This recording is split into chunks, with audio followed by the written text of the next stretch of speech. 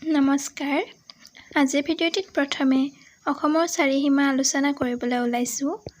অসমৰ উত্তৰে আছে অৰুণাচল প্ৰদেশ আৰু ভূটান, পূবে আছে অৰুণাচল প্ৰদেশ, নাগালেণ্ড আৰু মণিপুৰ, দক্ষিণে আছে মিজোৰাম আৰু ত্ৰিপুৰা, আৰু পশ্চিমে আছে মেঘালয়, বাংলাদেশ আৰু পশ্চিমবংগ।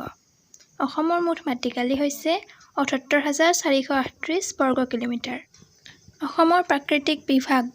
অসমৰ প্ৰধান প্ৰাকৃতিক বিভাগ তিনিটা: উত্তৰত পূবা-পশ্চিমাকৈ ব্ৰহ্মপুত্ৰ উপত্যকা, দক্ষিণত বৰাক উপত্যকা আৰু এই দুই উপত্যকাৰ মাজত কাৰ্বি আংলং আৰু উত্তৰ কাছাৰৰ পাহাৰীয়া অঞ্চল। ইয়াৰ পাছত অসমৰ প্ৰধান নদীসমূহ আলোচনা কৰিবলৈ লৈছোঁ। অসমৰ প্ৰধান নদী দুখন, ব্ৰহ্মপুত্ৰ আৰু বৰাক। বাকীবোৰ এই দুখন মূল নৈৰ উপনদীহে। ব্ৰহ্মপুত্ৰ নদী হিমালয়ৰ মানস সৰোবৰৰ পৰা অলপ পূবফালে অৱস্থিত তামচুক খাম্বাৰ নামৰ এটা হিমবাহৰ পৰা উৎপত্তি হৈছে আৰু বিভিন্ন নামেৰে এই নদী বৈ আহি অসমৰ মাজেদি গৈ বংগোপসাগৰত পৰিছে। ব্ৰহ্মপুত্ৰ নদী দীঘলে প্ৰায় ২,৮৮০ কিলোমিটাৰ আৰু এই নদী প্ৰায় ৭২৫ কিলোমিটাৰ জুৰি অসমৰ মাজেদি বৈ গৈছে। অসমৰ আন এখন ঘাই নদী হৈছে বৰাক। প্ৰায় ৯০০ কিলোমিটাৰ দৈৰ্ঘ্যৰ বৰাক নদী নগা পাহাৰৰ পৰা উৎপত্তি হৈ মণিপুৰৰ মাজেৰে বৈ গৈ কাছাৰ জিলাত সোমাই বদৰপুৰৰ ওচৰৰ চুৰমা আৰু কুছিয়াৰা নামে দুটা শাখাত বিভক্ত হৈ বাংলাদেশত সোমাইছে আৰু শেষত মেঘনা নামেৰে মিলিত হৈ ব্ৰহ্মপুত্ৰত পৰিছে।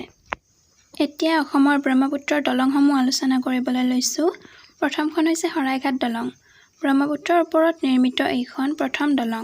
গুৱাহাটী মহানগৰীৰ প্ৰায় ১০ কিলোমিটাৰ দূৰৈত নিৰ্মিত শৰাইঘাট দলংখন ৰেল আৰু মটৰগাড়ী একেলগে যাব পৰা ভাৰতৰ প্ৰথম দলং।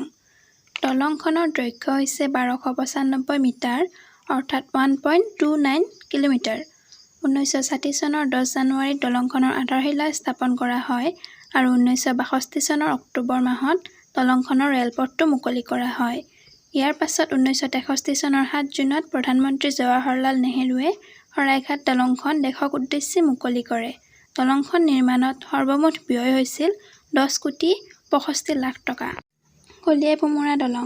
তেজপুৰৰ পৰা প্ৰায় ৩ কিলোমিটাৰ পূবে অৱস্থিত কলিয়াভোমোৰা দলং ভাৰতৰ তৃতীয় দীৰ্ঘতম দলং। এই দলঙে ব্ৰহ্মপুত্ৰৰ উত্তৰ পাৰৰ ৫২ নং ৰাষ্ট্ৰীয় ঘাইপথ আৰু দক্ষিণ পাৰৰ ৩৭ নং ৰাষ্ট্ৰীয় ঘাইপথক সংযোগ কৰিছে। কলিয়াভোমোৰা বৰফুকনৰ স্মৃতিত নিৰ্মাণ কৰা এই দলঙৰ দৈৰ্ঘ্য হৈছে ৩.০৫ কিলোমিটাৰ। ভাৰতৰ ৰেল বিভাগৰ উদ্যোগত নিৰ্মিত এইখন দলঙৰ নিৰ্মাণত ব্যয় হৈছিল প্ৰায় ৮৯ কোটি টকা। নৰনাৰায়ণ সেতু। ব্ৰহ্মপুত্ৰৰ ওপৰত থকা আন এখন দলং হৈছে নৰনাৰায়ণ সেতু।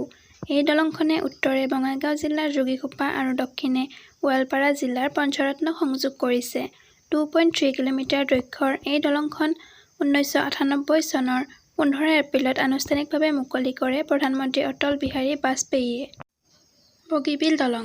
ডিব্ৰুগড় চহৰৰ পৰা ১৭ কিলোমিটাৰ পশ্চিমে বগীবিলত আন এখন দলং মুকলি কৰা হৈছে। ১৯৯৭ চনৰ ২২ জানুৱাৰীত আধাৰশিলা স্থাপন কৰা হয় আৰু ২০০২ চনৰ ২১ এপ্ৰিলত নিৰ্মাণ আৰম্ভ হোৱা এই দলংখন ২০১৪ চনৰ ২৫ ডিচেম্বৰত মুকলি কৰা হয়। অসমৰ ধুবুৰী আৰু মেঘালয়ৰ ফুলবাৰীৰ মাজত আন এখন দলং নিৰ্মাণৰ কাম চলি আছে, যিখন ২০২৭ত সম্পূৰ্ণ হোৱা কথা। যিখন দলঙৰ দৈৰ্ঘ্য 19.30 কিলোমিটাৰ আৰু এই দলংখনেই হৈছে ভাৰতৰ আটাইতকৈ দীঘল দলং। বৰ্তমান ভাৰতৰ আটাইতকৈ দীঘল দলংখন হৈছে ভূপেন হাজৰিকা সেতু। তিনিচুকীয়া জিলাৰ ঢলা আৰু উত্তৰে লোহিত নদীৰ সিপাৰৰ শদিয়াক সংযোগ কৰিছে। এই দলংখনৰ দৈৰ্ঘ্য হৈছে 9.15 কিলোমিটাৰ আৰু এই দলংখনৰ নিৰ্মাণত ব্যয় হৈছিল ২,০৫৬ কোটি টকা। ধন্যবাদ।